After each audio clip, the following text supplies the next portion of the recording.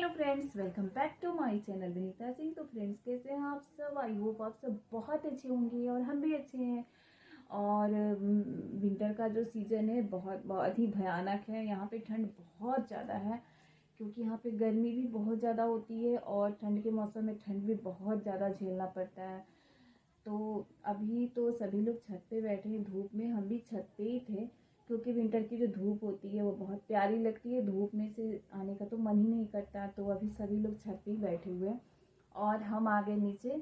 तो नीचे आते जैसे ठंड है इसमें बहुत ज़्यादा इजाफा हो गया और ज़्यादा ठंड लगने लगा। धूप में से जब आइए तो ज़्यादा ही ठंड लगता है।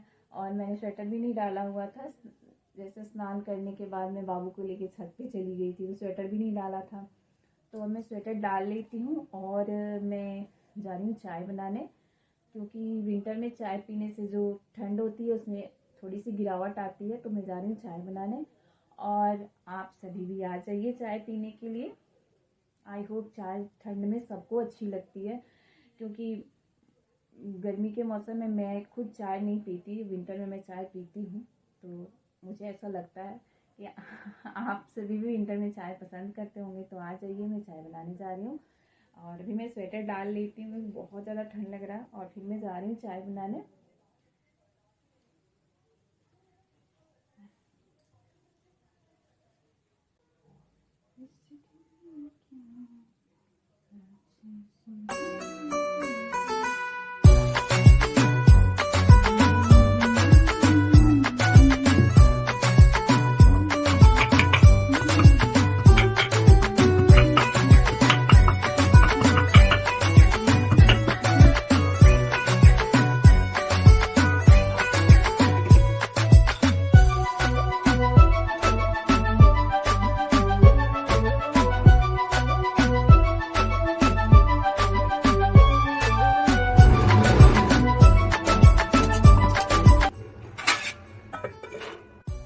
तो आप देख सकते हैं मेरा बाबू ब्लैंकेट में है और बहुत ज़्यादा ठंड लग रही है इसलिए बाबू कंबल ओढ़े हैं, बहुत ठंड है। और मैं भी आ गई हूँ अपने बाबू के पास क्योंकि बहुत ठंड लग रही है और कंबल बहुत गर्म गर्म सा लग रहा है। और ठंड में तो कंबल में आने का बस बहाना चाहिए। तो मैं आ गई अपने बाबू के पास। बाबू इधर देखो, स्माइल करो, स्माइल करो, स्माइल स्माइल करो करो। बाबू अभी सोया था ना तो इसलिए ऐसे अभी स्माइल नहीं करे, स्माइल करो करो। ये बाबू मेरा सोया हुआ था, अब उठ गया है। और ये देखिए बाबू मेरा बैठने लगा है। देखिए बाबू बैठा हुआ है कंबल ओढ़ के। और ये देखिए बैठे हुए कितने स्टाइल में बैठा हुआ है, कंबल भी ओढ़े हुए। बाबू इधर देखो, इधर इधर देखो, स्माइल करो, स्माइल स्माइल करो। देखिए कैसे बोल भी रहा है, बोलो बोलो, हाँ और बोलो, और बोलो, और बोलो। अब बैठ जाता है बाबू।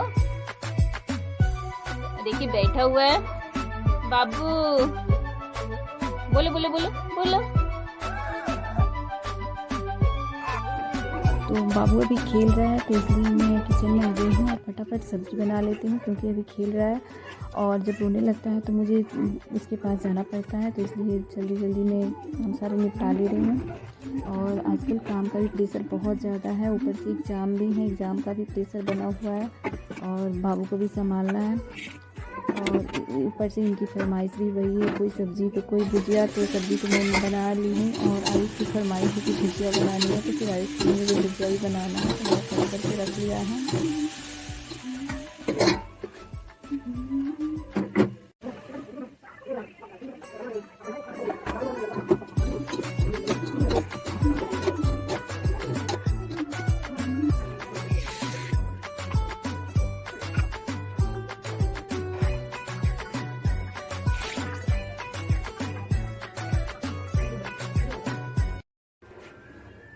अभी मैं काफ़ी टाइम से किचन में थी तो बाबू मुझे देख देख के रो रहा था, तो वो भी मुझे अच्छा नहीं लगता, इसलिए बीच में मैं चली जाती हूँ और बाबू को लेके मैं किचन में ही आ गई हूँ। और देखिए चुप भी हो गया, किचन में आते ही चुप हो जाता है, मेरे पास आते ही चुप हो जाता है। बाबू क्या मैं करूँ, इतना काम का प्रेशर है ना, ऊपर से बाबू को भी संभालना है और एग्ज़ाम की डेट्स जो है काफ़ी नज़दीक आ गए हैं तो बहुत टेंशन में हूँ आजकल मैं, क्योंकि काम तो है तो वो तो करना ही है, बाबू को भी देखना है और उसके बाद एग्ज़ाम्स है तो उसकी तैयारी भी करनी है, तो मुझे समय ही नहीं मिलता कि मैं क्या तैयारी करूँ। काम से फुर्सत ही नहीं मिलता। रात को डेली मुझे 2 ढाई बज जाते हैं सोने में। तो बाबू को सुलाने के बाद फिर थोड़ा सा टाइम मिलता है तो मैं पढ़ाई करती हूँ। तो अब बाबू को मैं जा रही हूँ रख के और रोटी बना लेती हूँ फटाफट।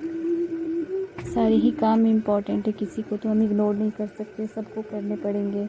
और साथ ही साथ इसमें पढ़ाई भी करनी है, बहुत मुश्किल होता है। अब पता चलता है कि मैरिज के बाद पढ़ाई करना कितना मुश्किल होता है।